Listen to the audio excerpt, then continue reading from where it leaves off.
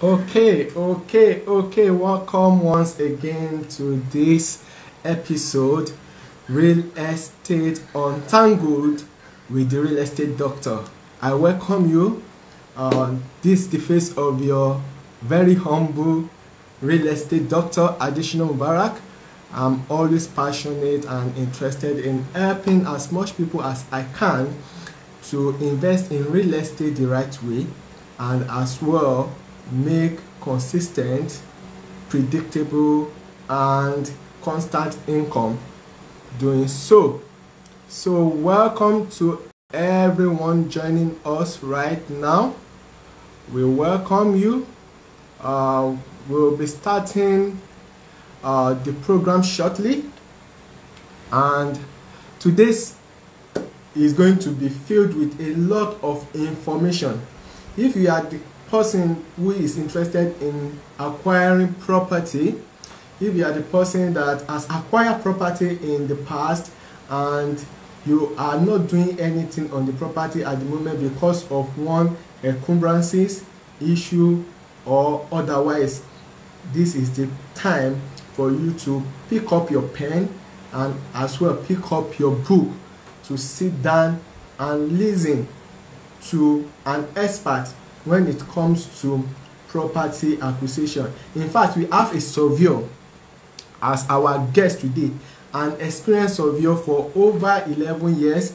He is not only doing surveying for individuals, he is actually doing surveying for even real estate developers. I know at least nothing less than 10 developers that this man is actually consulting for. So while we wait for other people to join us as we continue this live session, thank you very much, Mr. Tobu Egbekun. Thank you very much. I hope I didn't murder that name. So our focus today is on how to know genuine and right property to buy. How do we know genuine? We are starting right away. So, but as we are waiting for our guests to join us, I will try as much as possible to give us the reason behind why we are actually trying to do this for people to understand the best way to go into property acquisition. Because I tell you, a lot of people have burnt their fingers when it comes to acquiring properties, and I will share my own story as the program goes on. Yes, we have our guest in the house. Thank you very much. I would bring him on board in a short while. So, who's our guest today? Our guest today is Mr. Durowoju Abolade Andrew, who is the MD CEO of Durand Informatics. Is an experienced land surveyor, and he has worked with several companies. As I said earlier, he has worked with several companies, name it. So he's experienced, he has the information, he has the statistics, he has the data to help us and also guide us in acquiring the right property. His basic strength is in helping people in acquisition of development land and also land surveying. So with no further ado, I would bring on for today. Drums rolling. Yeah. Oh, awesome. This is intimidating. I will have to go look for my own earpiece as well. All right, very much. Thank you for honoring our invite, Mr. I'm so happy to have you. I know it's not that easy to get a very busy person on a platform like this, but You gave us your time. We really appreciate it. So we are going to start the program right away. And I being a rater, I think can you hear me, sir? I can hear you. I can hear you. Okay. I have a lot of questions that I received from clients. Okay. And I also ask clients some questions to also understand what they feel about real estate investments. And many times when we discuss, there's a particular direction that our discussion always goes through, which is the core of our discussion today. Oh, sorry about that. Which is the core of our discussion today, that Okay. how can I know that this property I want to acquire, be it land or house, is genuine? Okay. I'm so sorry, I don't know what's wrong with my stand. To know if it's actually genuine. So, you as an expert, Okay. who is a surveyor, and I believe whenever we want to do there's what we call do background search on a property, we always run to surveyors. Yes. Now, can you just give us a simple step for a layman who wants to invest in property, be it land or house, how he can discover or know if this property he wants to buy is actually genuine? Thank you for having me here, and it's really good to be on the show. Thank you. I will just give a few pointers to buying properties, especially in Lagos State. Okay. And if you want to buy property in Lagos State, probably, let's say you're in diaspora or you are based in Nigeria, there are a few pointers that you have to be aware of. So the first thing is there is nothing like a property says under duress. For example, let's say I'm selling because I need money. Like the seller needs money, that's why he's selling. There's nothing like that in Lagos State. Just first remove that from your mind. If you come across any property that is, they said, I've forgotten how they call it. They said is he the person wants to sell because he needs some money, all those Distress sales. Distress sales. Thank you. Distress sales. There's something like distress sales. Because there is no way I'll have a property and I will sell it very less than the actual price of the property. Any distress sale you see, just a scam. That's the number one. Now, as an independent investigator too, I expect us to be able to at least know the terrain, know the area in which you want to get property. Probably you ask a realtor or an agent that you want to get the property, and the person suggested a place for you. We want you to just go online. You can use Google too. Just check what is the average average price of properties that are tied to around this area. Imagine somewhere around the Bejuleke, I will not want to mention the name. The seller or the Omonile wanted to sell to us at a price that is way less than half. You know what I'm saying is the property is actually around 8 million and the person is selling for around 4 million. And I was wondering, as a surveyor, why is it that this guy is selling at less than the price? Because nobody can be a fool. Even if you need money, you cannot go for that less. So from that place, I already have it at the back of my mind that there is a problem with this property. Whether I pick it, I check it, irrespective of the property, irrespective of the document that the person is having, there is something at stake on this property. So we went there, we checked, and alas, at the end of the day, we found out that the person actually bought from someone that bought from a scam. So he wants to resell at any price so that he can just get anything and leave the property. Just get his money back quickly. The property is having CFO, the property is government allocation, but the true owner is not the person selling. So all those kind of stuff normally happen. So as an independent investor, I would advise that first know the value of property around that area that you want to buy. Once you know the property, then compare it with what the person that is selling is putting there. If the price is not too much, it is less, you know that there's something wrong with this property. How can I buy a property at way high and be selling at this low? Irrespective of whatever distress I want to call it. So that's the number one pointer that I would say.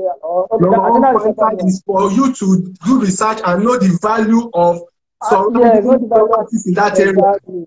Okay. Before you even buy at all. Okay. Then the second one is consult a professional. Okay. Consult a professional. So don't just go there and say, okay, it's my uncle that is selling. I trust him. He cannot be lying to me.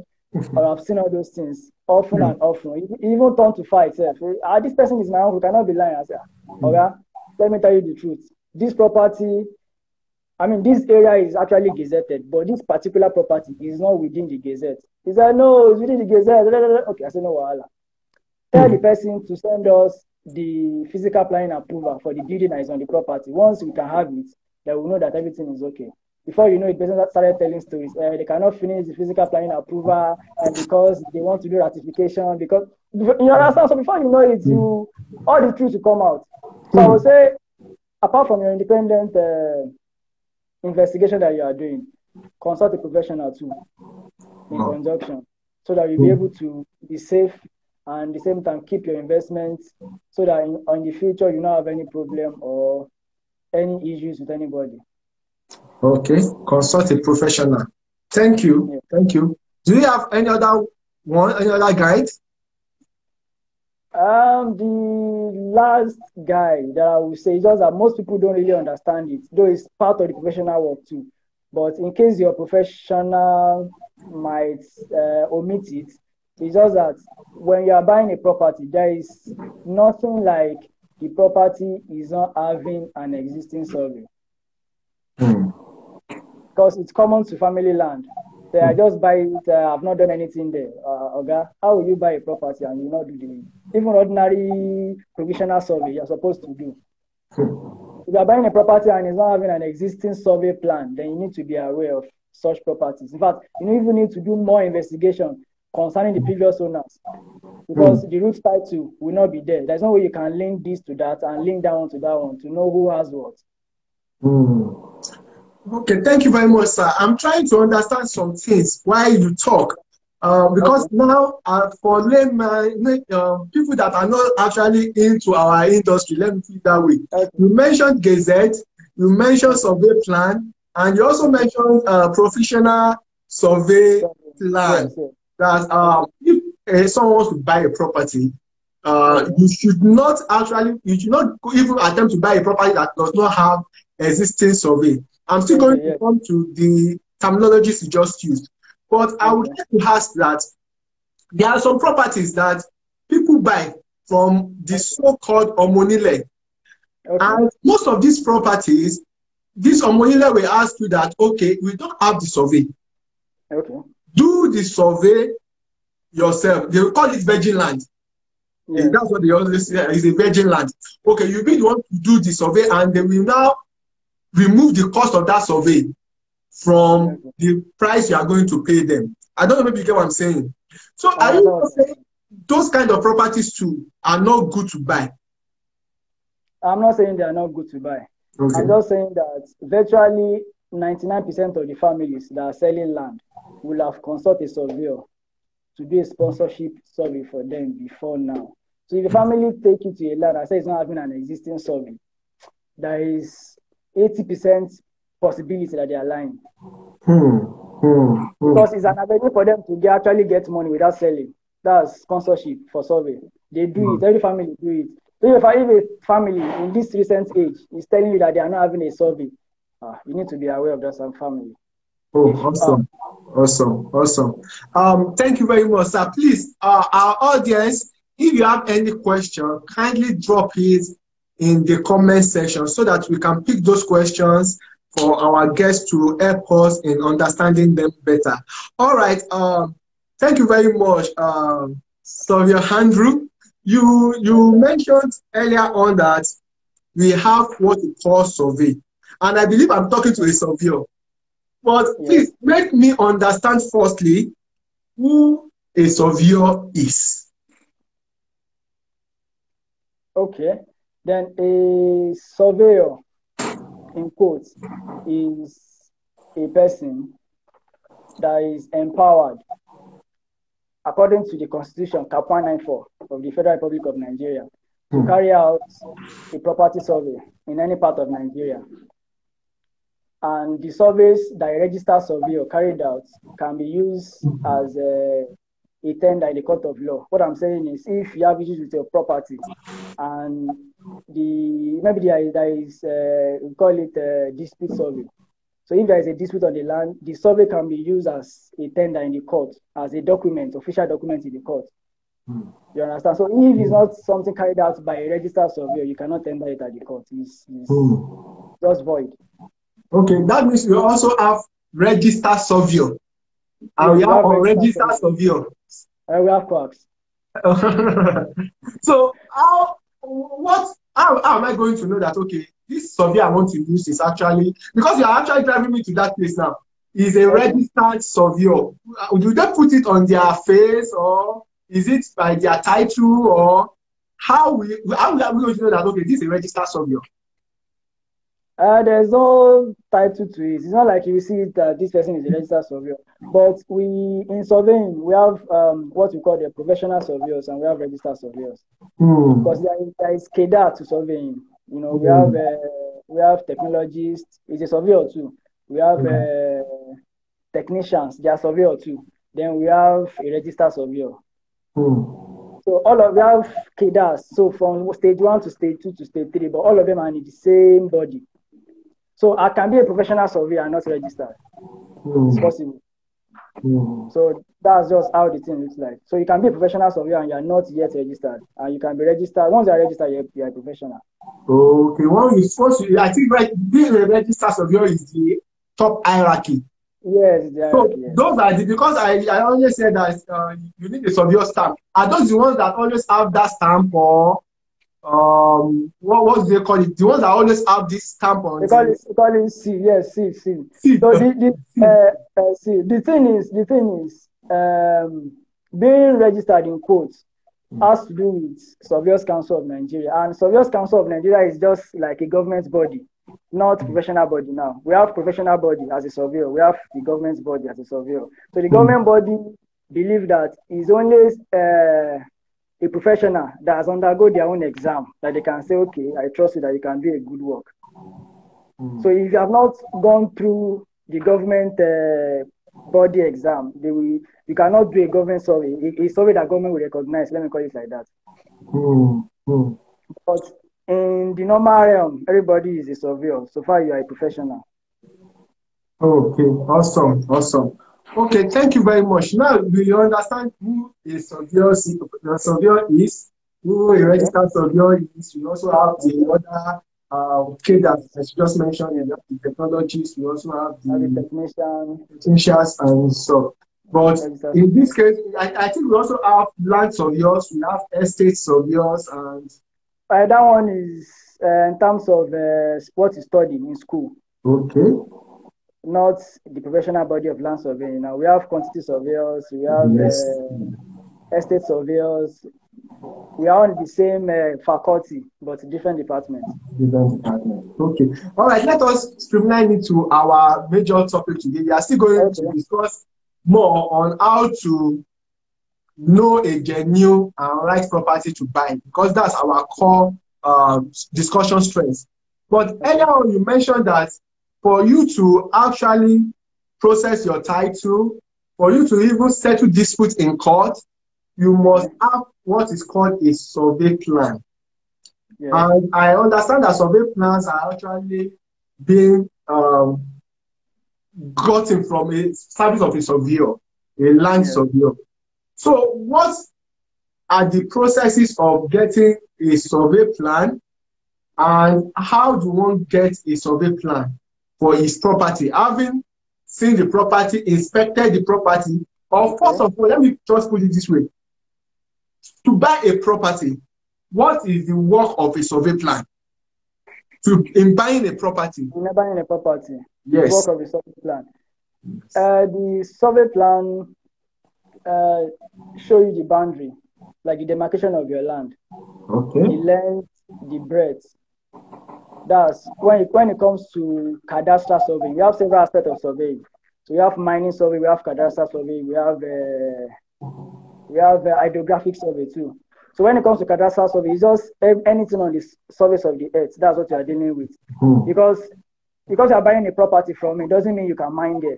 Doesn't mean you can be doing something in the air there. It's just the land only. So that's why before you can mine, you need another set of lead, another set of survey entirely in that particular property. So for cadastral survey, which has to do with surface of the earth, yes, that's the reason you need a survey plan. Okay. Basically for the cadastral. Survey plan. So as you said the survey plan consists of the boundary, the boundary demarcation. Okay. The boundary demarcation of your land. Okay. That's just the survey plan. That's just survey plan. But I think survey plan also has some additional information like the name of the. And that's if you are talking about what are the properties of a survey plan. Okay. So the properties of a survey plan is, first of all, the boundary in red. It's always in red. Okay. Then we have the pillar points there. Then we have the pillar numbers. Then we move to the title. So in the title, you see plan showing property belonging to so and so. Yeah. Then it will have the address. After the address, it will have the location. That's probably the village or the community. Then it will have the local government, then the state. Then followed by the area. Then after the area, you have the projection. There's something we call in surveying projection, whether it's the Mina North or whether it's UTM, we have it there. Then after the projection, you have the scale. And after the scale, you have the name of the surveyor that assigned the job. That's the lower part, lower right. Then on the lower left, you have the survey plan number to be there. Then you have your north sign logo to know the direction of the land. So that's basically what the survey. Wow. And the detail around the property, less than 30 meters. Awesome. These are professional jargons, but they make a lot of sense when it comes to you acquiring property, because these are things that we need to know. These are things that a lot of people don't actually have understanding of, which makes the so-called bad eggs dupe them and also give them the wrong properties. So thank you very much, our surveyor, who has put us through what survey plan is, why we need to have survey plan, the importance of survey plan. As he earlier mentioned, that having a survey plan helps us, especially in the issue of dispute resolution. Survey plan is a legal document that can be tendered in the court of law to make your stand. He also let us know that survey plan will help you to understand the area where you are about to acquire, the location. It has the location, it has the local government, it has the name of the owner, the area, the name of the surveyor who surveyed the land. It has the details of the surveyor, and also it shows the boundaries of the property, which is always in red line according to what it says. So we are trying to get to a point, and we are actually, I always like people to understand the bottom line of everything we do, so that when you want to acquire properties, you not be new to all these terms and terminology, so that when they are saying it, you'll be able to pick one or two things from knowing that actually is this property genuine or not. As an example that our guest just gave us, that someone wants to sell a property, have the normal price, and is willing to sell it just like that. That shows that there is something wrong somewhere. If you as an investor doesn't even know the information about the area, the prices property are being sold for that place, you will fall into that scam. Let me use that word scam as you used to use it. Because you can imagine someone just want to offload this problem to someone else. Maybe he actually bought that property without having so much knowledge. As the time he's buying that property as well, he's ignorant. But immediately he discovered that, oh, this place is smelling of a lot of problems. He wants to sell it to someone else who is as ignorant as he was. So that's why when investing in property, we need to be as knowledgeable as we can. We need to ask questions, and that's the major reason why we are bringing this program, this show to you, so that you can learn. So you can easily help us to share amongst your friends, invite people to also join us, because we want to liberate as much people as we can, so that they will not keep on throwing their money into trash. I know it's quite painful when you throw millions into a property and at the long run you discover that the money is not actually anywhere. It's quite painful. So having understood what a survey plan is, because survey plan is actually very important when it comes to verifying property. Yes, it's very good for you to go to sites to inspect, to inspect the property is very good. But for you to do a search to know the genuinity of the property, you need a survey plan. Because that survey plan will be what you would need to run a search in the land ministry or land bureau. And for our own case in Lagos, Alausa is a popular place we go to make a search about that property. Is this property under government acquisition or not? Is the property used for what it needs to be used for? Is there any encroachment on this property, and so much and so forth? So survey plan is very important, and even without a survey plan, this is another importance of survey. Without a survey plan, deed of assignment, a correct deed of assignment cannot be drafted. So if you don't have some, because they will need the pillar numbers to be in the deed of assignment. That pillar number is very important to be on the deed of assignment, because that's what's going to actually show that this property belongs to you. Because deed of assignment is also a legal document which is drafted by a professional and competent lawyer. So having a property goes beyond saying that, okay, my property is somewhere. It's actually the person who has those documents, the survey plan and the deed of assignment, that actually owns a land. Because with this document, these two documents, then you can proceed to processing your C of O, your governor's consent, and the likes. So our guest is off for now. I don't know, maybe he has challenges with his network. I don't know, maybe he has challenges with his network. So before he comes back, I think I'll throw it to the floor now. Please, if you have any question about real estate, or you've been in one way or the other duped before when it comes to real estate, because that is always painful. And I have experienced that before, and that is one of the reasons why I'm always passionate and trying as much as possible to educate as much as possible on how to acquire genuine properties. Because yes, we have good heads, but we have more bad heads than good heads. I tell you, I've been in this industry for over 14 years. If I've not seen, I've seen 98%. It only remains 2% for me to see.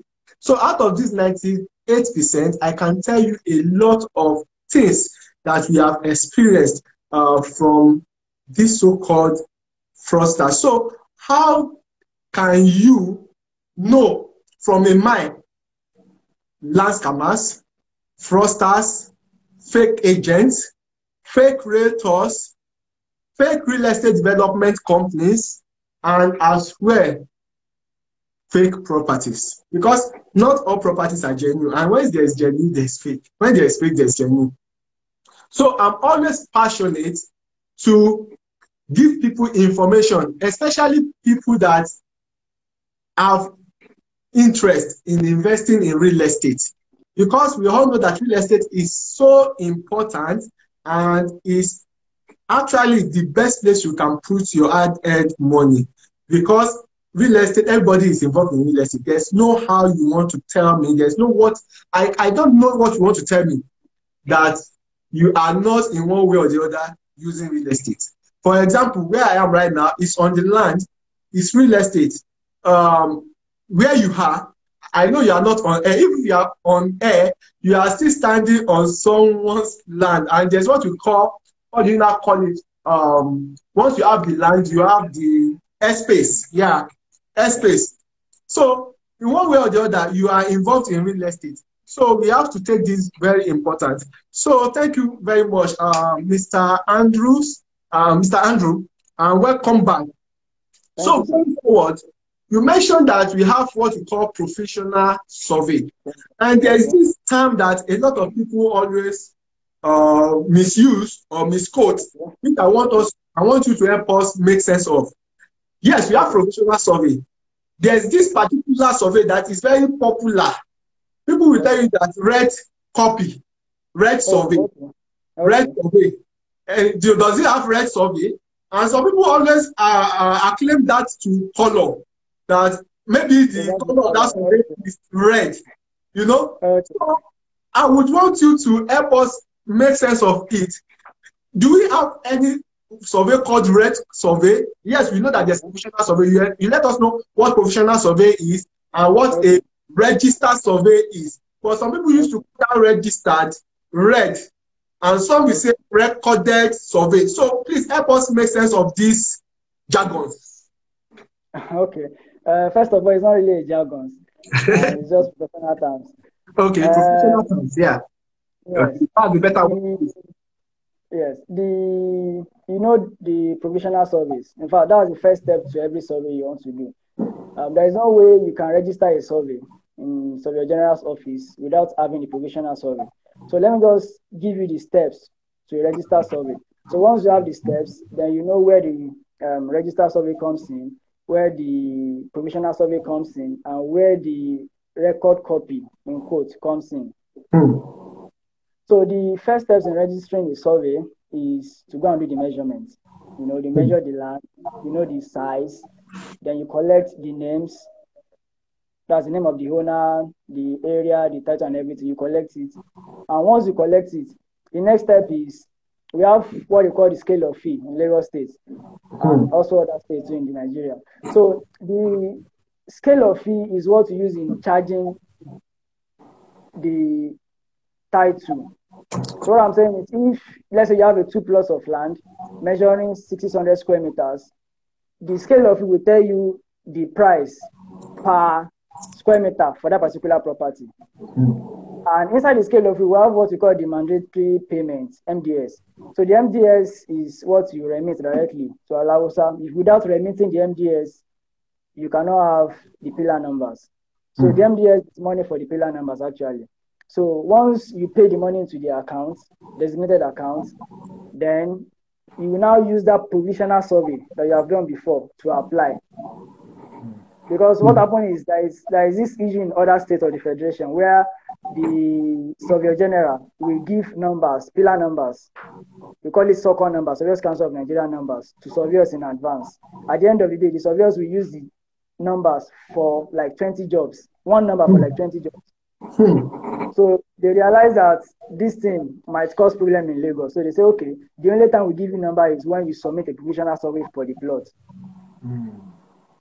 So whenever you submit a provisional survey, they can now say, okay, so this is where the land is. You are going there to check it. You actually need to go and pay the MDS. So once you pay the MDS with the receipt, they will now give you the numbers. Now, once you collect these numbers, you now put it on the provisional survey. So it's render the provisional survey to be registered survey once the numbers are there. What I'm saying in essence is the provisional survey doesn't have registered numbers. Okay. So the difference between provisional survey and registered survey is the registered number. Numbers, which you have to pay before you get it. So once you have the numbers on the survey, then it's not my provisional survey, it's a registered survey now. Then you cannot give it to your clients to use it to do deed of assignment or anything that they want to do. So after that, there is another thing that the surveyor normally do that is not really open to the clients. and that is the fact that after you have given it to the clients, the survey general expects you to submit another copy of that survey with the numbers they have given you back to survey general's office. Now, that one that you submit back is what they call the record copy. For record copy. That's this what you return back to the office of the survey general. That's what is called record copy. Record copy. Yes. So it's not really for you to have it. It's for the survey general to have it. So once they have it, they minute on it and give you back a proof of lodgement. That okay, we have received that back, these numbers we gave to this man, and this is the proof that we have received it. Now the surveyor can now give the proof of lodgement to his clients. Okay, I've submitted the record copy. This is the proof of lodgement. Proof of lodgement. Yes. All right. So there are instances that you gave a work to a surveyor, though you collect the number from Alausa, you will not lodge another copy back to survey general service as a record copy. So that's where the wahala comes from. So you need to follow up with your surveyor. Where is my proof of lodgement now? Have you lodged the record copy back to them? Do they know that the numbers you gave me, they have a copy of it too? So that's where the record copy and the register survey comes in. Okay, so there's nothing actually called red copy. Or no, there's nothing called red copy. So the copy that is submitted, there is red copy, but the copy that is submitted is not like something that you see. It's just something from the surveyors himself as a professional ethics. He submits back to Alausa, but not that you yourself you have it, because it's not useful for you. Okay. Not useful for you, not useful for anything. So the only thing you can ask for is the proof of lodgement. Okay. All right. So that means, what is the color of survey? Because some people will tell you that red, they believe that red is the color of survey. So what actually the color of survey? Or do you have any example or that you can show to us? Or the color of survey is how will I say it now? Okay, on the survey plan, they don't have a particular color on it. So you understand. Like I said the other time, the boundary is always in red. Okay. The boundary is always in red. The legend is always in black. The projection is always in blue. So that's how we do it normally. But if you're asking if there is a record copy, I think the reason they normally have a record copy is when you are submitting Alausa's copy to them, there is what we call connection. You connect a government pillar. Like any work that you do, you have to connect a government pillar. So the connection from your survey to the government pillar might be long or might be short, depending on how far the pillar is. So that line, that connection line is always in red. So that's why whenever anybody sees, they say, oh, this is a record copy. But that doesn't mean that there is a survey that I'm supposed to give to you that was called record copy. Yes. So the ones clients have is actually called registered survey. Okay. Yes. Thank you for making that explanation as simple as possible. I could remember I once heard a story of someone who paid a surveyor to do a survey for him on a piece of land. So after many years back, he is now ready to process the title of the land. Okay. And when he got to the land ministry, it was not known that the survey was not actually done. Though he was given this survey plan. Maybe registered or professional, it was given, but it was not found in their own office. So it was actually told that we need to redo a new survey. Yes. So make me understand. That's when you mentioned proof of lodgement. So someone who pays a survey to do survey for him, is your right now to ask the surveyor for proof of lodgement. So that you will not go and give, because so the thing is, you can actually see somebody that will lie. You understand that he's a surveyor. He will just form the numbers and put it on it. He will collect your money and just eat it. Wow. So that's where the problem comes from. Wow. So they will just use a formulated number, second number. They just put it on it and say that's it. Without actually remitting the MDS. Without doing all the normal work. And you will not know. So that's why the problem. But once you're asking him, where is my proof of lodgement? Where is my proof of lodgement? And he cannot provide it, then you know you have entered one chance. Please, our listeners, please let us hold this. It's very important so that you will not pay more for what you have actually thought you already escaped.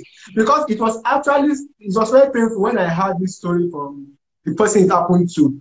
And I learned from that. That's why I want to let others to also know. These are some of the secrets people don't know. When you pay a surveyor or a survey plan to help you survey your land, ask for the proof of lodgement so that you will be certain that this person actually did the work for you, so that you will not believe you have the survey, you will be carrying only paper. You have a survey. Because we are in Nigeria, and that's why we are actually talking about how you can buy genuine and right property in Nigeria. Because it is beyond you paying for the land. If you don't have the survey and the deed of assignment and other necessary documents, you may actually not have any land anywhere, because it's just that have the document that actually owns the land. That's the truth. So thank you very much. I just have to let us dive into that for a little while.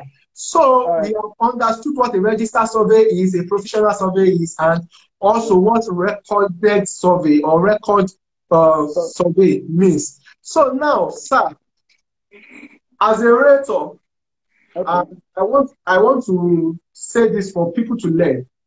We have some properties, we see them all around. When we're talking about land title, we are not going to land title now. And I know land title is a core and in-depth discussion. But please, I want us to make it as simple as we can so that people that are listening can understand and grab it well. Now, we have what we call land title. And you see companies putting title, register survey as title. Okay. I'm well aware you mentioned Gazette the other time, which I will, at this moment, want you to also help us explain Gazette. I know we have Accession. I know we have Gazette. We have C of O, which C of O is what a lot of people know. We also have some that are Accession in process, or Accession in progress, or Accession in view, no matter how you call it. Now, coming to land title, is register survey a land title? That's the first question. Secondly, what is actually land title? Make us understand what all these professional terms, Accession, Gazette, CFO, governor's consent, what it means. Okay. The title over land has to do with your rights over the land. So if you are not having a title over a property, you don't have rights to that property. So that's where the concept of title and right comes in. And for some estates, or most of the estates that sell with, I think, registered survey, deed of assignment. Yes. And some will put CO for allocation. And some will put gazetted. So let me just quickly talk about everything in just one pace. The registered survey, number one. The registered survey, as discussed earlier, is where your title processing starts from. So what I'm saying is that the registered survey is like a gateway to other titles. So there is no way you can tell me that you have a gazette, or that you have a CFO, or that you have a land that is having a CRO, in quotes, that's customary right of occupancy. We don't really use it here. So there's no way you have those things without having a survey. So, and the reason why Lagos State government has decided not to be entertaining some surveys again is because they know that once you have a survey, you can process other titles. So in order to make people not to process other titles, don't give them the survey. So if your land is committed in other states, they will just tell you, don't worry, you can still do the survey, just because they want to collect money. But once you do the survey, you can just go back door and do your CFO to come out. But because Lagos State government doesn't want that, they just don't entertain it at all. So if you don't have a registered survey, you cannot tell me that you have a title. So that's the number one. Then number two, if you have a registered survey on a property, that doesn't mean that the property will be free forever. So this registered survey is not a title. It's just registered survey is not a title. It's not a title. Okay. Because we have something we call land information. We have something we call the charting information too. So land information will tell you the purpose for that particular property. While the charting information will tell you whether the place is free or acquired by government. So if your land is not acquired by government, if it's free, then you can do a registered survey. But if you want to process your CFO, they will still need to check again the purpose of that place, whether it's for agricultural, it's for industrial, or it's for commercial. So you cannot do a commercial building where you have a residential building. You cannot do a residential building where you have agricultural purpose. So that's the first thing. So if you are doing a charting information, for instance, with your survey plan, because you cannot do a charting information without the survey. So if you are doing charting information with your survey plan, the survey general will tell you that this charting information is only valid for 3 months, after which you have to do another one. So the reason it's valid for 3 months is within 3 months, anything can happen on your property if you don't do the CFO. So which means if I have a registered survey now, since like 2018, just know that that thing is just there. Anything can, okay, anything having a registered survey without processing your title doesn't really mean anything. Wow. Please, our listeners at home, please hold this. Yes, they need having a registered survey for more than 3 months without processing your title documents, maybe CFO, maybe governor's consent or the likes. You have to start from square one again. Not that you register the survey again, no. But if they check it and they realize that the place was free when you did this survey, but now it's no more free. So that's where the this place now is getting very sweet, and I still want you to keep your line of thought, but I want you to at this moment, because you just mentioned that, okay, having done my survey, maybe I did my survey in 2021, around August 2021, and I've not started the processing of my title for that property, for that land in this case.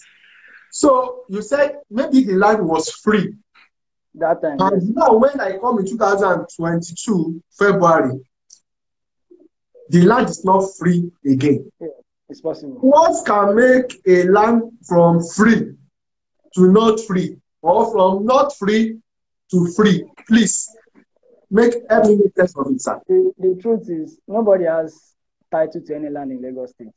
Government has all the land, and they can do with it whatever they want.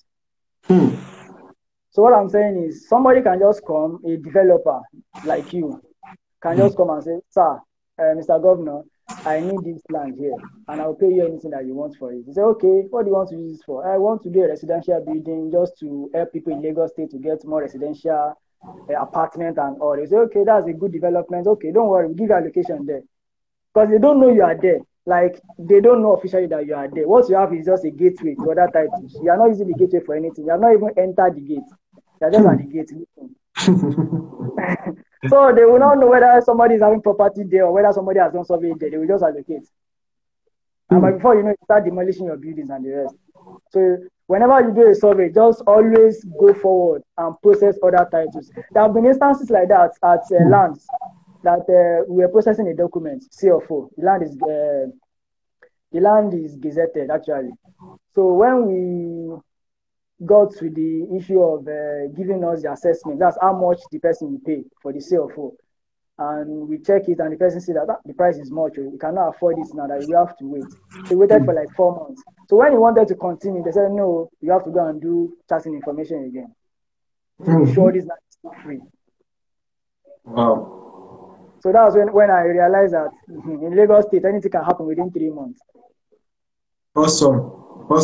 Okay, I just asked that question to get that. So you can continue with your laptop. Back to our discussion now. Yes. The Gazette, let's just make it as simple as possible. Each government or each administration in Lagos State or in other states or the Federation have a particular book where they publish their records, where they put all their transactions into. such that when the next one is coming, they know where you stopped, what you have done, and what the government, in quotes, because they are the government now, have done on their behalf before they got there. So that they will not made a mistake in saying this is no more there when the other government said it's there. So now this book is what they call the Gazette. So every property is published inside the Gazette. The number of local governments in Lagos State is published inside the Gazette. The number of houses in Lagos State, everything that you do is published in the Gazette. Even the ruling families in each of the ruling houses in Lagos State is published. So there's no way somebody can come in the next 2 years and say I'm part of the family, because everything has already been gazetted, in quotes, as we used to call it. So same thing with properties too. So if you have a property that is gazetted, it means that the government already give that particular area out, like totally out for you. Not that they cannot revoke it, or they can still revoke a gazette though. Gazette can be revoked? Yes. If it's overriding public interest, they can revoke it. It can be revoked too. But they can still when give it it is out. Overriding public interest, is that the clause? That's the clause, yes. Okay, all right. When it's overriding public, but if they have gazetted a particular place and they revoke it, they have to compensate compulsorily. Okay. So gazette is just like the CFO. If you have a CFO for a property, it must be inside the gazette. So a CFO is published in the gazette. So that means gazette and CFO, they are almost synonymous. But if a government excised a particular place for you, now accession now, say this area, we might not be needing it for now. You can do as you wish there, or if you like, you can pay for the money so that we'll publish it for you in the gazette. So most families will not go further to do anything concerning that particular excised area again. They just start selling. But that's not a title 2. Accession is not a title 2. Accession is not a title 2. It's not a title 2. So, but you find it that some of the real estate companies, they will put approved government accession as title. Yes. You know, the process to getting an accession is very long. And it starts from the family. That year, they don't do it again now. That year, the family will apply to Lands Bureau that they want this particular place excised. The Lands Bureau will forward it to Land Use and Allocation Committee to advise the government if this place should be free or if it should not be free to the family. So the Land Use and Allocation Committee can decide whatever they want with it. There are some people that will have the heirs of the Land Use and Allocation Committee to that. They always have their accession granted, just like that. But the truth is, for every family that have an accession in Lagos State, there is a particular person that is sponsoring it. So if the sponsor did not pay fully for the accession to be gazetted, then it remains at that accession stage for life. So that's why I said that the accession is just a stage in granting a gazette, but it's not the fully gazetted thing. So accession is not a title. Accession is not a title. Though I know some people will contest your position. Because a lot of real estate companies will tell us that accession, government approved accession is a title. Oh, I think we lost Mr. Andrew there. We're still going to have him back. I'm very sure we are going to have him back. I saw that there was a glitch before he went out. So maybe that's battery. We are still in Nigeria, of course. And a lot of things happen in Nigeria. I hope we are learning things as I am, because these are some of the tricks. These are some of the little things we need to understand when it comes to us wanting to go into real estate, maybe as an individual, or you want to go into real estate big as an investor or commercial investor or a developer. These are some of the informations and some of the knowledge you need to have so that you will not get your hands burnt. He made mention of several things I can start making us to refresh till he gets back. He made us understand that when you give your land out for survey, as in you give it to a surveyor to survey your land for you, make sure after the surveyor has given you the registered survey, ask for the proof of lodgement. Proof of lodgement. Because with that proof of lodgement, that's when you are going to know that this surveyor actually did the job you paid him to do. As we have learned today that some surveyors, definitely we have bad heads in all industry. We collect money from you, and because they know that you are not informed in this place or this space, they will collect your money and just do mago, just put some number on the survey plan and give to you. Now, you believing you have your survey plan, but you don't actually have any survey because it has not been lodged at the Surveyor General's office. So you have to note that. He also mentioned to us of the different types of surveys we have. We have the registered, the provisional, and also the record copy. And there's no actually any survey called red copy.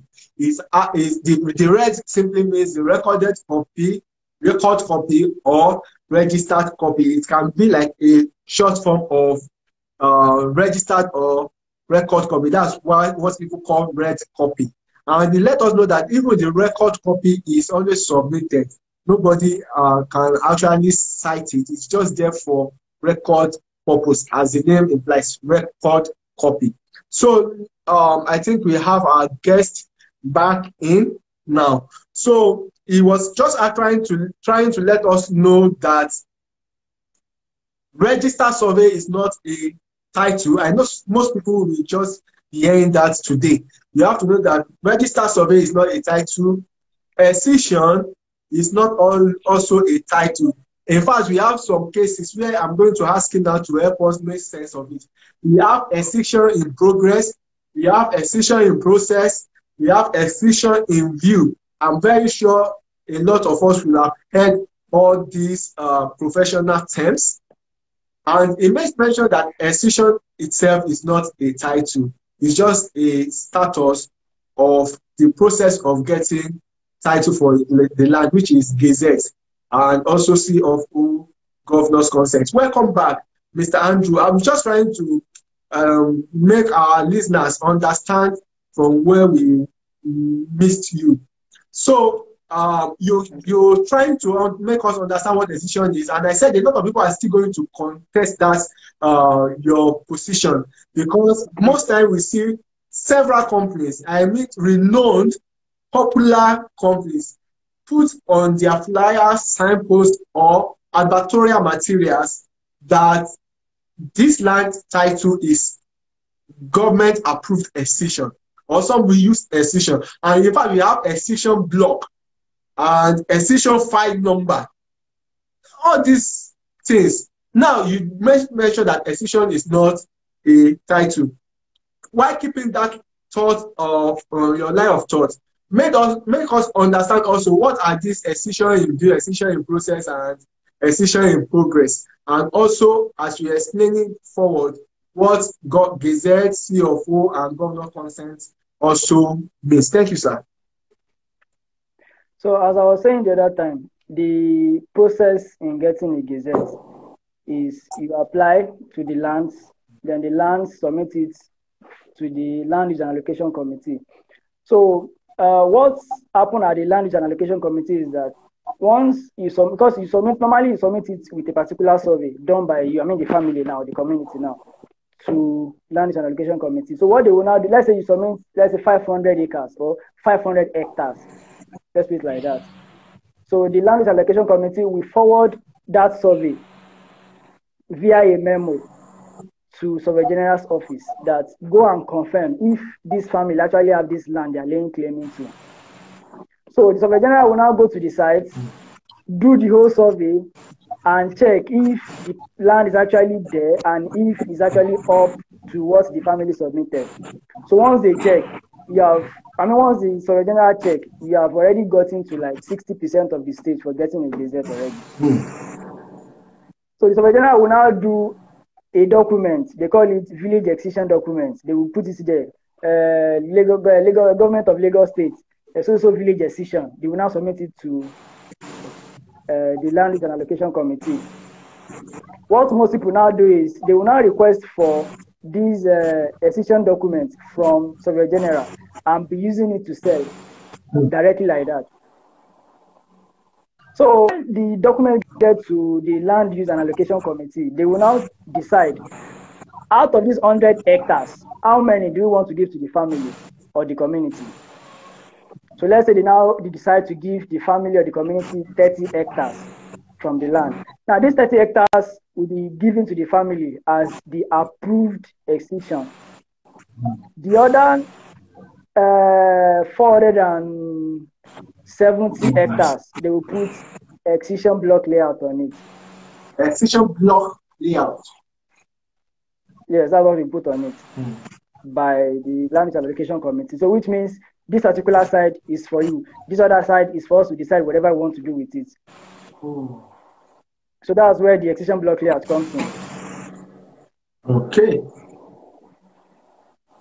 Then the issue of, you said register survey. I normally, and let's face all reality, in Lagos State, it's very hard before you see a community or a family, especially in the Bejuleki and environs. It's very hard for you to see a community or a family that is still having a gazette that has not been sold. If there is still, but I doubt that there will still be, because they have sold everything. So the only thing that you have left is the accession for them to sell. So that was why I always said the accession aside to. And the same thing I said the other time, that when you want to check for a property, check what other people are selling around that area. The same thing comes with accession and gazette too. Have you ever seen a developer that is developing a property that is building there and they put the title accession there? Have you ever seen I don't think you never see. Like you only see them develop a gazetted property or a CFO property. So that's where you know that there is some small this thing there. So everybody knows the truth, but at least you want to sell property. And it's not like an accession means that the place is committed to government allocation or is acquired by government. It's actually not acquired. It's just set back for the community use. The only difference is just that it has not been gazetted fully. So you can see it and tame it, and at least to some extent. Still I was talking about accession in process, or this accession in progress. Okay, accession in process okay. That one is just on Alausa terms. I mean, some general terms. If Land Use and Allocation Committee send you a memo to go and do a job, and you have marked the area out, you just put it there on the survey. Accession. On their own map now, they put it there. Accession in progress or in process. That's what they put there.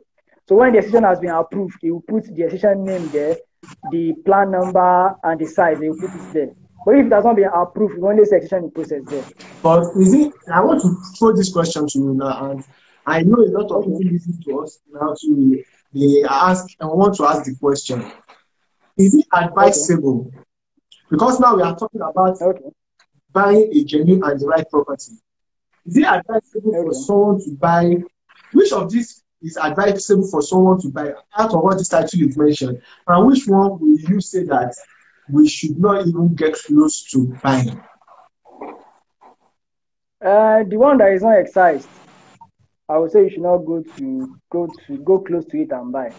But even if it's showing accession in progress, there is series of come out with that, because the sponsor from the family might not be willing to pay further. So that doesn't mean another sponsor cannot come in and go on with it. So it's possible for another person to be selling accession in process or accession in real land.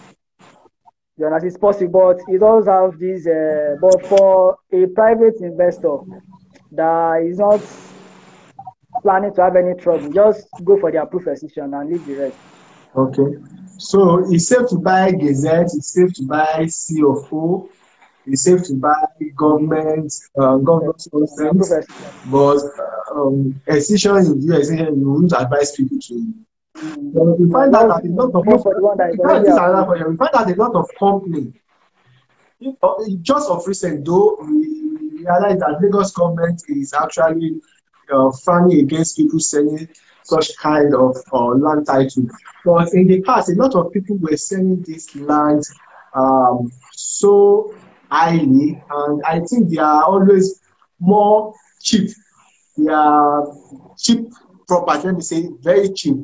And a lot of people always want to buy cheap property. A lot of people will ask you that I want cheap property, not a lot in quotes, but based on our environment, people will always want to go for, okay, I want cheap property, not even wanting to know maybe this property is genuine or not. So where my question is going through to you right now is that you advise us not to buy a decision in view, a decision in process, or stuff like that. But most people prefer to buy this property because I think they are more affordable than governors, consent, CFO. So what advice will you give to someone who does not have that big money and wants to buy property, and the available option he has are a decision in view, a decision in process? What are let me give you an instance now. It's just that most times people are just penny wise and pound foolish in quotes. I'm very sorry to say. Imagine somebody buying a property that is selling for, let's say, 800,000 naira, and they said you have to buy 6 and get 1 for free. So the person will buy 6. That's 900 times 6. Now, if you now check the value of land that is actually genuine in that area for 1 plot, it's almost the same thing as that 900 times 6 that the person bought. Now, you said you are not having money to buy, but you are buying the same quantity of land, but with different amounts in quote. So it's not like people doesn't have the money to buy it. It's just that they prefer the land to be bigger. So once the land is big, at least I can start selling at any amount that I want instead of buying just 1 plot for this. But if you want a genuine land, it's not about buying 20 plots. It's about buying one, even if it's 10 million.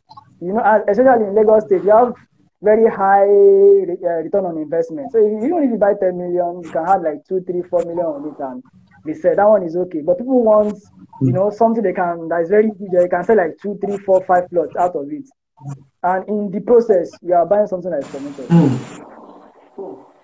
Wow. So you're spending 1 and 5. Wow. There's a lot of information that is coming out of our guest today, and I would want everyone listening or who is going to be listening to this recorded video later to hold at their left hand so that they know easy to eat. So, all right. This brings me to the next question I would want you to help us make sense of. You've talked about survey plan. Now, there's this thing that have been happening of recent. You see people who want to sell their property telling you that until after you make payments, that's when they show you their survey plan or title documents. So after the transaction, some people will even tell you that this document is confidential. So I just want you to help us understand, is survey plan a confidential document for someone who wants to sell a property? Because as you've made us mention that with the survey plan, you can know maybe this property is genuine. You can know that, okay, maybe this property is in the right place and maybe it's actually registered or the likes, as you mentioned earlier on. And here you have a property you see, you like, you want to buy, and the buyer is telling you that the survey plan is confidential, that is after you've made payments. I don't know, maybe you've heard of this type of issue before. Yes, it happened to me like that's when they can show you. I came across clients like that. Now, you cannot say maybe the seller is actually genuine, the property is actually genuine or not. Yeah. But some people it's something that is rampant now. In fact, when some people make advert, they will tell you that when you it's after you make payments that you have access to those documents. So I just want to let us understand that, is it truly a confidential document, the survey plan? I would say the survey plan is an official document, Okay. but not exactly confidential in quotes. So let me start by saying that, let me tell you my encounter with a particular seller. So one of my clients took me to the man, and they went to the land, we picked the coordinates, and I was telling him that I need to confirm that this land you are showing me belongs to you. It's true that you have shown me the land, but let me confirm that you are the owner of this land. I said, how can I confirm that he's the owner? I'm telling you this is my land. I said, no, wahala. But you have a survey there. Let me use this survey to compare this coordinate I've picked and make sure it falls inside this your land that you say you are the owner. He said, no, that I will not give out the survey. So I was not asking that why it's not his official document true, but it's not a confidential document. See, this survey, I can have it if I want it, but I don't need to be going through all the stress of going further to get it. It's just better if you give me and I just use it. He said, no, that the only thing I can do is check the survey plan number and go and do the remaining ones myself. I said, okay, no wahala. Can I tell him that, do you know that with this plan number that you have given me, I can get a copy of this survey from Survey General's office and still use it to do anything I want to do if I'm a scammer? He said, then that will be on them now. That will be on them now. I said, no, it's not on them. Even if you go to land registry, they will still give you a copy of all those documents. You know the root title, who bought what, who sold to what, who sold to who, how many they bought, how many they divided into. All these things are there for public purpose so that people will not buy and get into trouble. Now, the guy was now telling me the reason he is not willing to give it out because he once gave one of his property to a particular person with the survey. So the person now do as if he's the seller. That he bought it from someone that he has not perfected the title, that the title there is still the former person that he bought from. So the person asked the agent to sell on his behalf for like 3 million, and he sold it for like 7 million. Wow. Gave the person receipt, gave the person everything. So not knowing that the seller has already gotten another person to buy it. That one started building there. That's when why are you building on my land? Which one is your land? Who sold to you? Say, I'm Mr. So we gave him the survey plan. This is my survey plan now. I said, but so person, give me your plan. So how come this person has access to your plan if you do not give it to him? So that's why people are not, these days, doesn't want to release those kind of information again. So I don't blame them, actually. I don't blame them, but it's an official document, but it's not exactly confidential. As you have said, I think it's because of scammers, all these fraudulent. Yeah. Even if you go to court, the other person will lose because the title, everything is not in your name. You don't have a deed. You don't have a registered survey. So what do you want to prove at the court of law that you are the owner, that you bought from this other person? Nothing. But you know, some people will have actually fall into the hands of these fraudulent people by having that survey plan, which I think I'm understanding better now because I've been getting a lot of questions and requests on people asking that is survey plan something that is confidential, and my position is that anybody wants to sell the property, the normal thing to do is you tender the survey plan to the buyer to have access to some information. But it's better to give them a photocopy. Yes, a photocopy. You don't even trying to give original. I'm even talking about even just a picture, a snapshot of the. So a snapshot, you can draw those ones. Nothing, okay. But some people just tell me that no, my survey plan is for my heart. It's for me only. Exactly. So that's where this question comes from. Now, I think we will be rounding up now, or rounding up. All right. If that's the best word to use. We have covered a lot of things, and I'm very sure people at home will be learning something about land survey, how to acquire the genuine and the right property, because everything we have been discussing about is about getting a genuine and the right property, which you as an expert in this industry, the survey industry, has helped us to make a lot of sense. In fact, I'm learning a lot. I have to, at this moment, appreciate you. Thank you for giving us this information selflessly, because we know that these are information that, as a consultant, you charge usually for. And thank you. You are giving it to us free. I really appreciate it. Now, when talking, you mentioned that we have what we call coordinates. Okay, yes, yes. To me, I understand what a coordinate is, but to the Okay. person who is watching and have no idea, the only coordinate I think they know is maybe when they did geography in secondary school. That's it. That's the last time the longitudes and latitude. So, And latitude.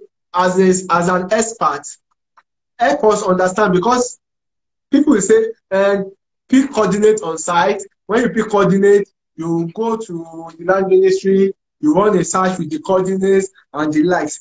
What are coordinates and what are they used for? Okay. Coordinates.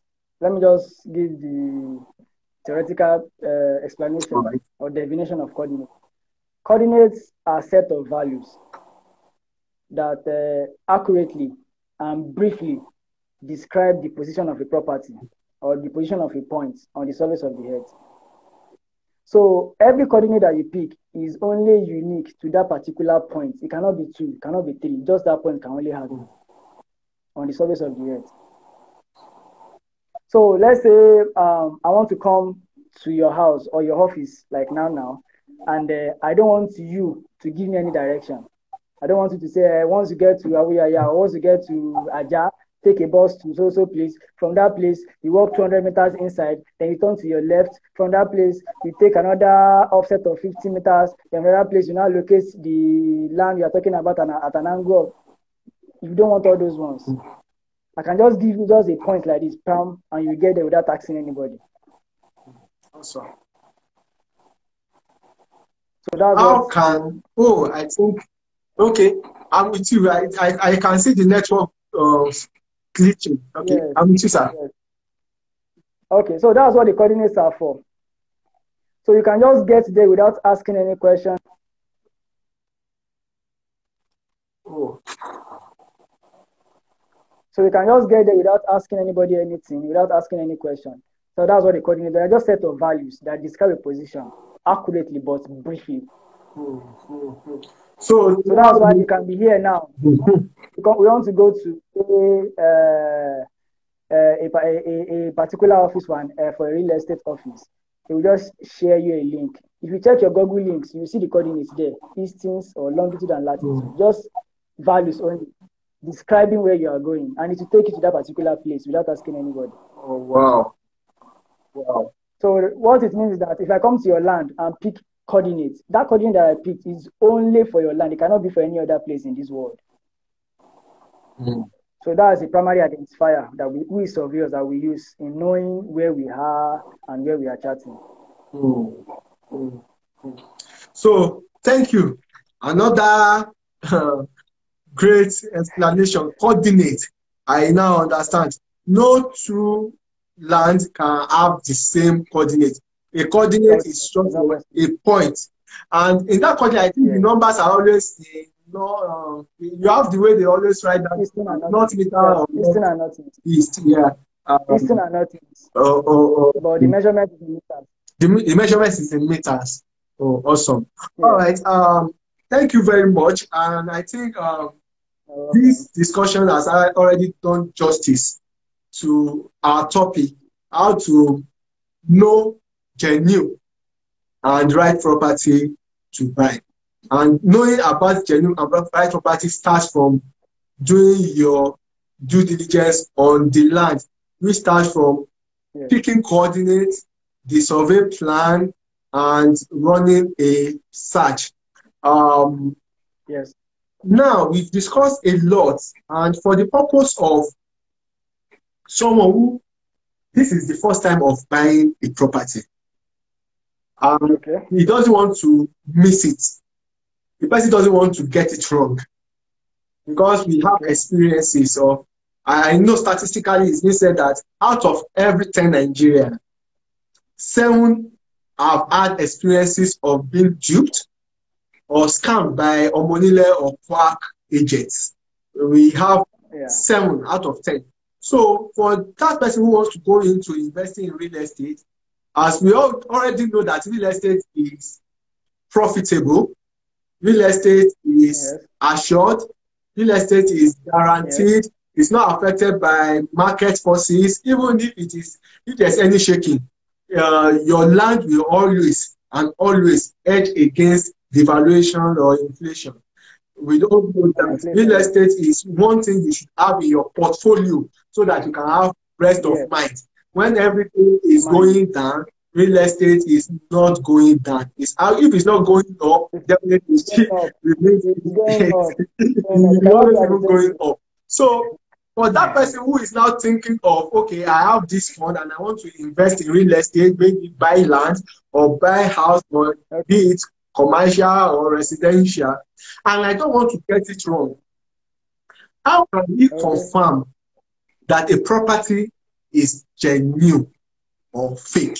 For someone who is the first time buyer, first time land buyer or first time home buyer, how can they confirm that this property is good to buy or this property is bad? Let me run away.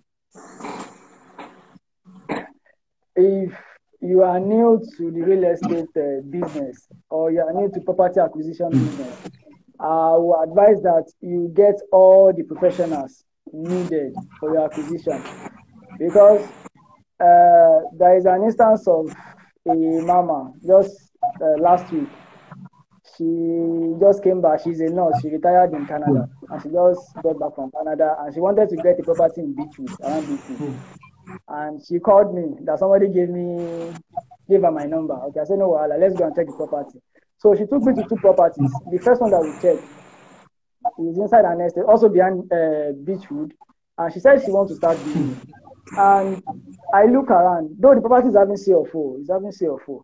And I looked around, there's no building there, there is nothing there. It's just empty land. In a choice area, the place is a choice. I'm serious, the place is very beautiful, like very developed. But all around the estate is developed. Only the estate is not developed.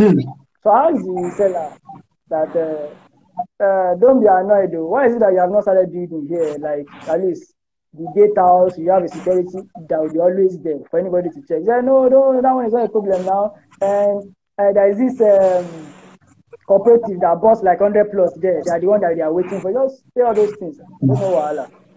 So the mama said, it's true. I can see foundations there. See many foundations there. That is just that the people did not continue their building. I said, no wahala. So I went to check the property. The property is actually having CFO.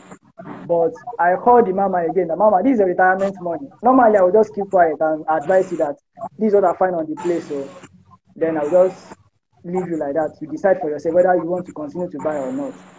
But because you are an elderly woman, so I will advise you to not buy here, or you can just call the agent and beg the agent that is it that the property is having a title issue, or they have a court case, or there is something there that the man is not telling us. Because how will you have a property in all the areas? Every area is developed, only your side is not developed. Though it's having CFO. I said you should just beg the guy. So the mama called the guy, and before you know, the man started talking. What happened is there's one estate like that said they share boundary with us. They took us to court, and they said nobody should walk.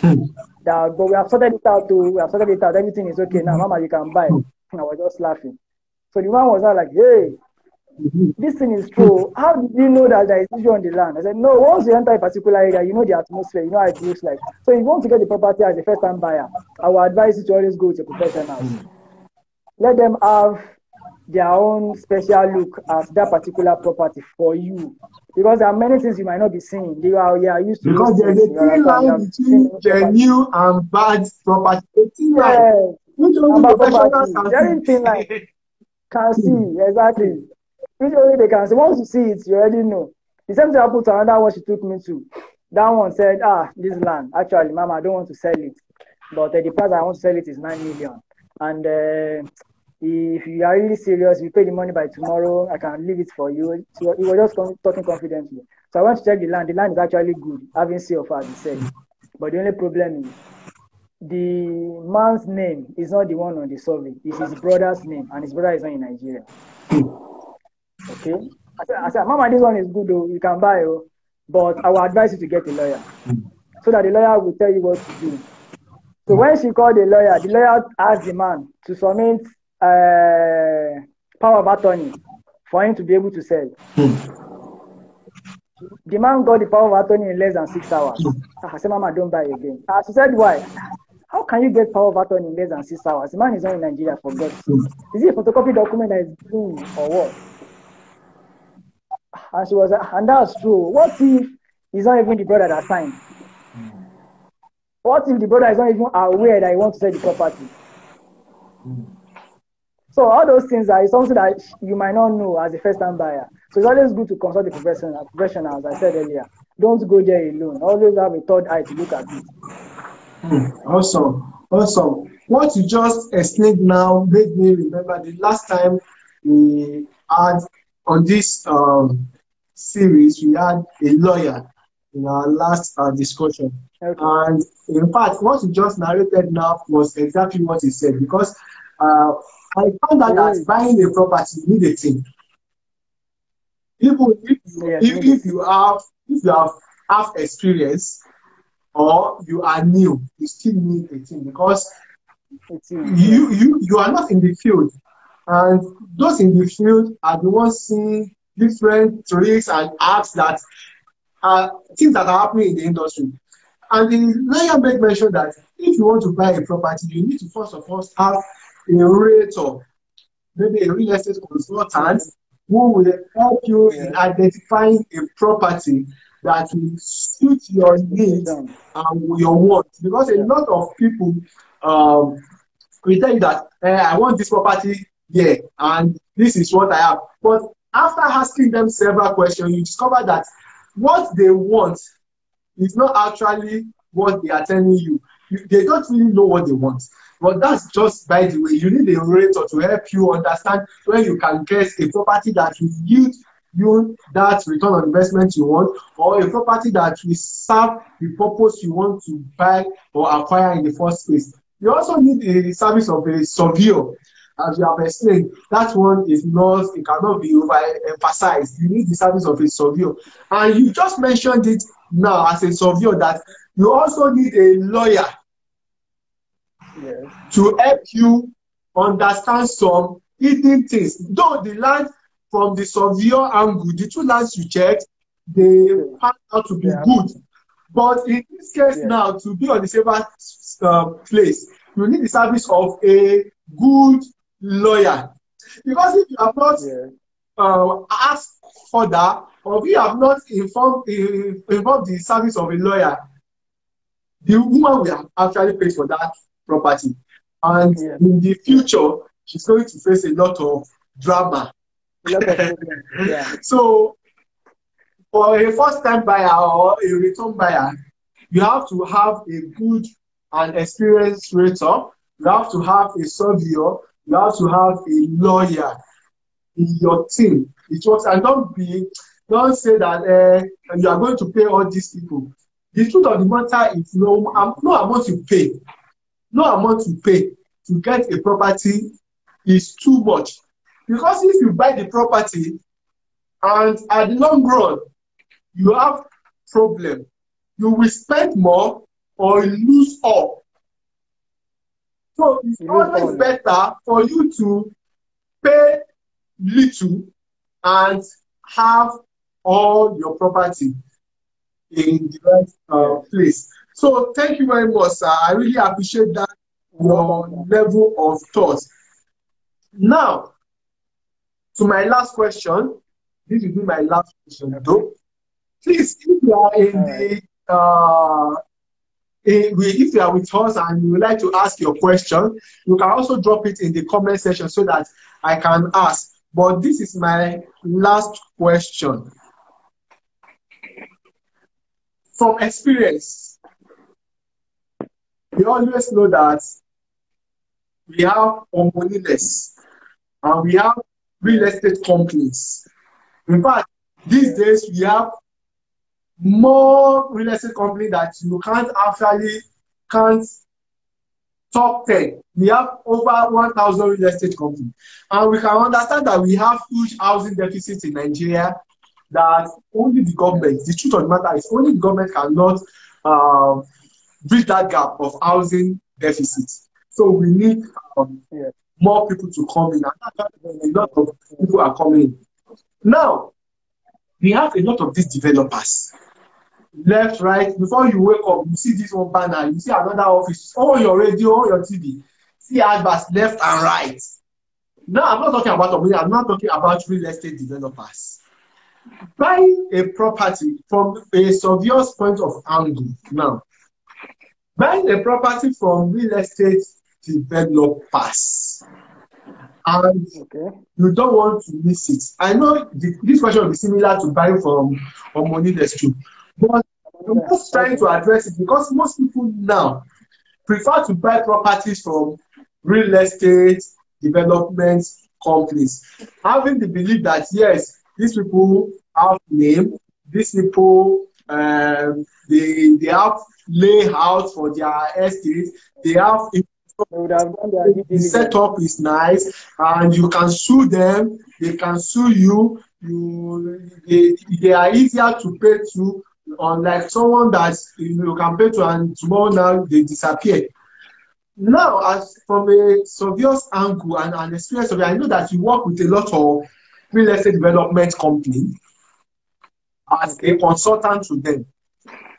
Now, my question is, will you advise that people should patronize real estate development company over Omonile, or patronize Omonile over, because some people will give you this excuse that if I buy from Omonile, I don't need to pay all this. They will say I should pay developmental fee.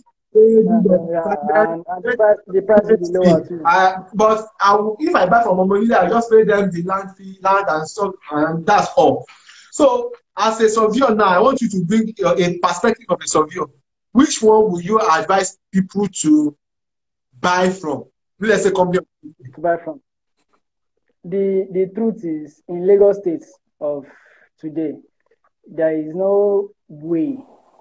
Either you are buying from family, or you are buying, or the developer is buying from family. There is no way you buy a particular property without having one or two issues.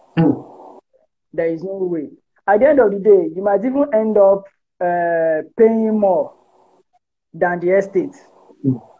I mean, let's say an estate asks you, let's say they are selling for like 1.5 million, let's say in Ekpe, and you want to buy from family for, say, let's say 700. When the problem comes, you might spend more than that 1.5 million. So the truth is, as a independent investor, it's better you buy from the real estate company. If any problem comes, they have this financial power, to sort it all at once. Because they will not say they are doing for only one plot. They will not say for every land they have, yeah, what is your problem? Why is this having issue? How can we sort it? But if it's just for you only, for my brother, you can spend money for life. So I will give you an instance of a property that we are doing the fencing in Ekpe. Just of recent, very like 2 days ago, 3 days ago. So the person bought 6 plots from the family, and I did the survey for them. So when we started fencing, before we know it, they just come and say, no, the land is big, it's not this. So I came, I bring my tape, we measure everything. We realize that the property is more than 6 plots. And you are saying, I say, Oga, are you a surveyor? How come you bring tape and measure? What determines an area is not only the length, the angle inside also matters. Because you can have a kite, you can have a rectangle, you can have a square. They don't have the same pattern for calculating the area. Some, they will say you can use half base and height. If it's a square, use length and breadth. If it's having too many angles, you can use delta, let's say something sin theta half of. So it's not all the area that you use length and breadth for, but to them, everything is length and breadth. So that's where the problem comes from. So we started arguing, at the end of the day, they asked them to pay for additional plots. That the money, the property is up to 7 plots. And it's not 7 plots, it's just 6 plots. So in order for peace to reign, he paid for additional plots that he did not buy. Can you imagine? So, but if it's were to be real estate, they cannot do that kind of stuff now. You know that if you bought 6 plots from them, it's that 6 plots you have. So they have this shield that they can use to shield you as an independent investor. that you are not buying large property. But if you want to buy large property, why not? You can buy from family now. But if you are not buying in bulk, just go to the estate and let them sell for you. So that you just ease yourself of many headaches from family. Oh, awesome. If you are buying maybe 1 plot, 2 plots, it's always advisable to buy from real estate development companies that are genuine. And after you have done your due diligence as well, you don't see because you are buying property from real estate company, then you will not involve your own surveyor, your lawyer, and experienced realtor. Don't just go to a real estate development company because you saw the advert on and you just call them, and because we have had several instances of a lot of real estate development companies that are not even nowhere to be found after they have collected money from several people. So you have to be very diligent in doing your research before buying even from real estate company, because it's always advisable if you want to buy in bits to buy from them. But if you think you have the muscle, the financial muscle, that you want to buy large expanse of land, maybe in acreage, then you should go to the Omoni. Okay, that's the position of our survey. Now, I said that was my last question, but I want to take it to the street now. The purpose of people looking at watching us today. Now, as a surveyor, I know that you have information, you have data, you have the statistics. And using Lagos as a typical example, because we know that a lot of people are actually coming to Lagos. We have population and people want to invest big in Lagos.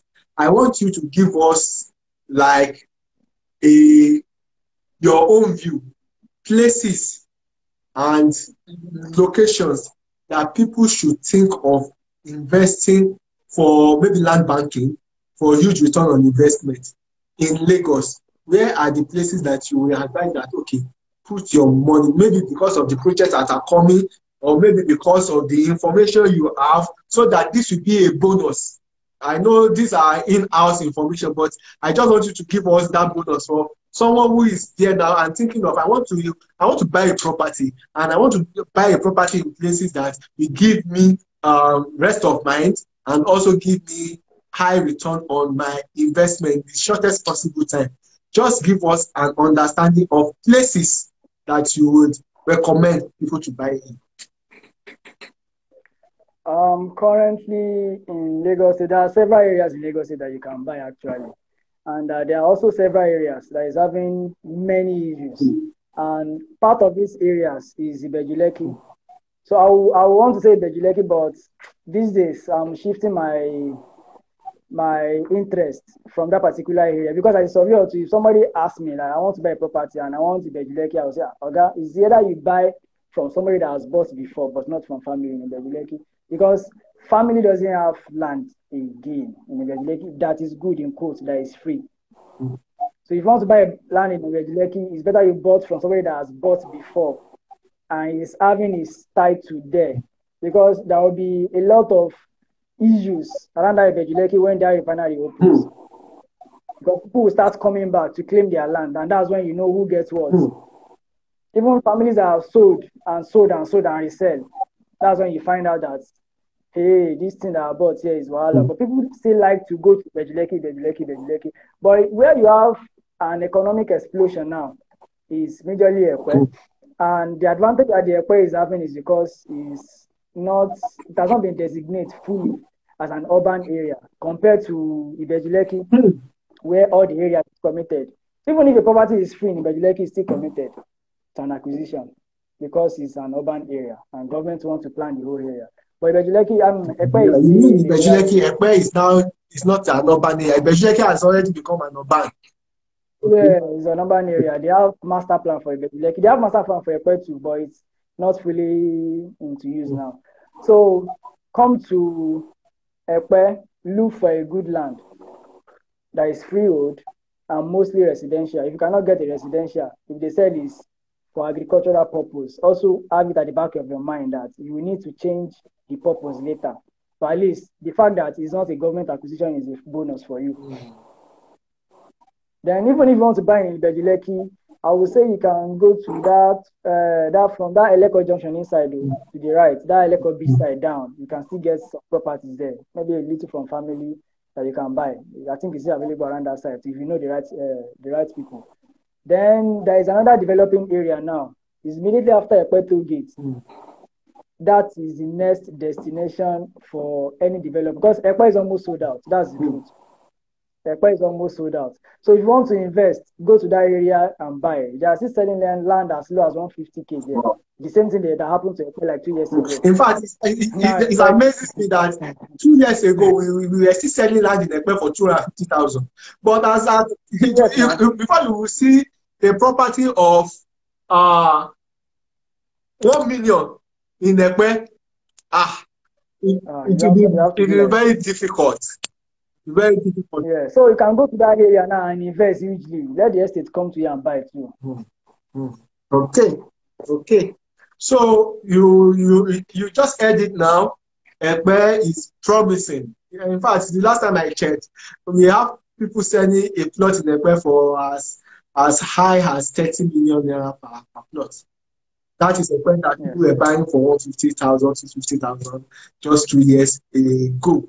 I remember my first visit to Ekpe for the purpose of selling property. I think the property was even 300,000 then. But now, one property is selling for nothing less than 8 million. Can you just imagine the profit margin in just 2 years? So Ekpe is promising. I can attest to that. Yes, in Bejuleki, you've nailed it.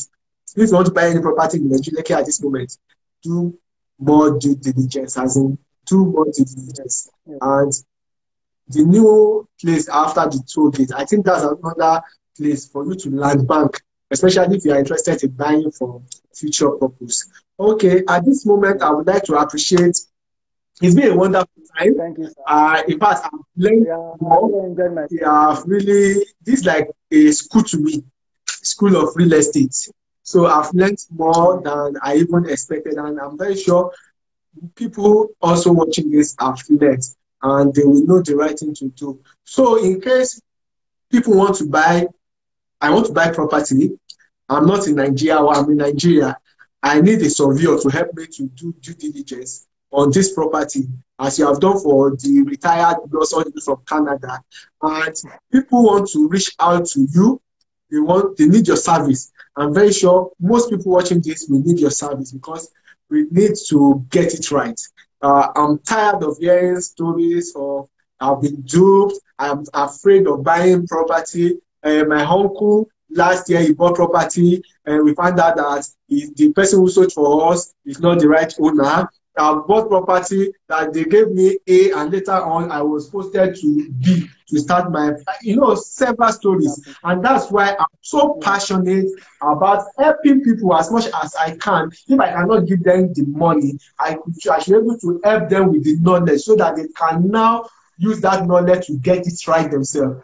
I want you to help us release your mobile number, your handles, or how they can reach to you, maybe your email, maybe they need clarification on some things we discussed today. They want to ask you questions, they want to consult you, and they need your service to get genuine properties. Kindly help us make known how they can reach to you. You can reach me on Facebook or Twitter and LinkedIn, even on IG. Instagram on Duran Informatics. Just search for the Duran Informatics. Okay. Then my phone number is 081 36 95 7809. That's for MTN. 081 36 95 7809. And for Glo is 080 72 002451. Okay, please help us repeat those numbers gently. Some people are just picking their other phone or picking their pen. So please help us repeat the numbers and the social handles again too. Okay. So the social handle for Facebook, Instagram, and Twitter is Duran Informatics. Okay. You can just search for it. Okay. And on LinkedIn, to just Duran Informatics. Okay. Can you please help us spell the Duran Informatics? Spelling. Help us spell the Duran. ND. Then Informatics. Okay. Help us spell the Duran. DU. Okay. Okay. DURAND. Okay. Informatics. Then informatics, INFORMATICS. Okay, Durant Informatics. Okay. All right. Yes. So the numbers again, sir. So 081 for MTN, 081 Okay, 01 36 36. 36. Yes, Okay. 363 36. 081 36 95 7809. Okay. Then for Glow 080 72 002451. Okay. All right. Thank you very much. Once again, you want to Thank follow you, sir. our guest for consultancy to ask questions pertaining to survey or land issues. You want to consult him, you want the service to help you run a search on the property you want to acquire in Lagos, Nigeria, everywhere. I believe you operate outside Lagos too, sir. So you can even connect with the company through Facebook, Twitter, and Instagram at Durand Informatics.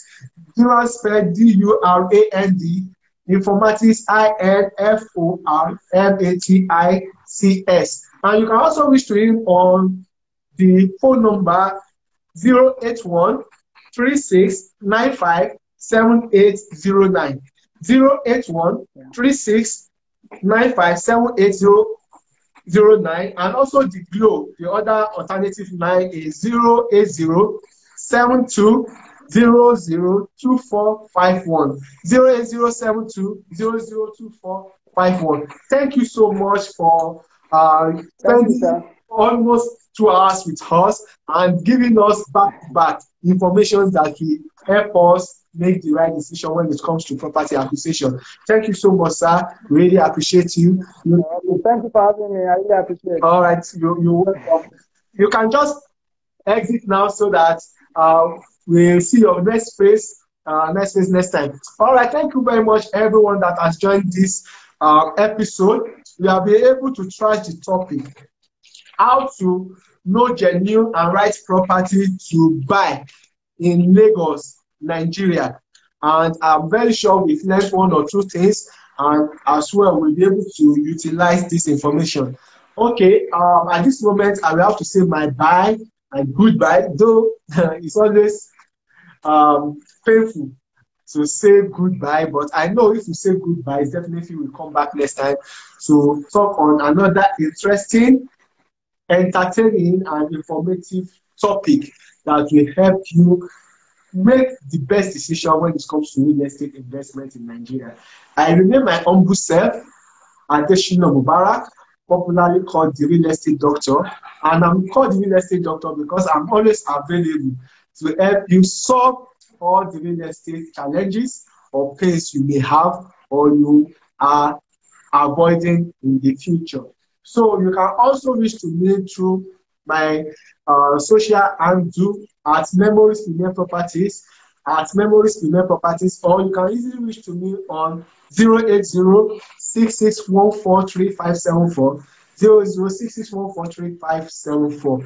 That is my hotline. I'm always available to serve you, help you, and also guide you in making the right and the best investments when it comes to real estate. I'm available to give you free consultancy. I don't charge for consultancy. It's free. I will give you free advice, free guide you and help you, because that is what I'm so passionate about. I don't want more people to burn their hands or throw their money into trash. Enough is enough. I'm out here to help you discover where you can put your money for huge return on investment. I mean huge return on investment and in a genuine investment. I've been doing this for over 14 years, and glory be to God, we have enough experience to help and guide you in getting that right property that you want and you will never regret of. If you are thinking of buying a property, you should not go ahead until you speak to me. Yes, because speaking to me will give you a lot of limelight. Thank you very much. Should you have questions? Should you want to acquire property here in Nigeria? Should you need someone to help you look into the property you already acquired and is having some challenges? You can easily reach to me also. I'm available. I love to help people. I love to help people solve their problem. That's just me. Where solving problem is, that's where you see me. So I believe we had a wonderful time. For people who are just watching this video after the live session, you can as well chat us up on any platform you are seeing this. Request for more information, maybe you need clarity. You can also do that. And until I see you next time, I want to tell you that keep on investing, keep on saving, and keep on investing. Because when you invest, you have more. When you save, you have more to invest. And investment is actually the root of wealth. Thank you so much and enjoy the rest of your day. Bye for now. Thank you.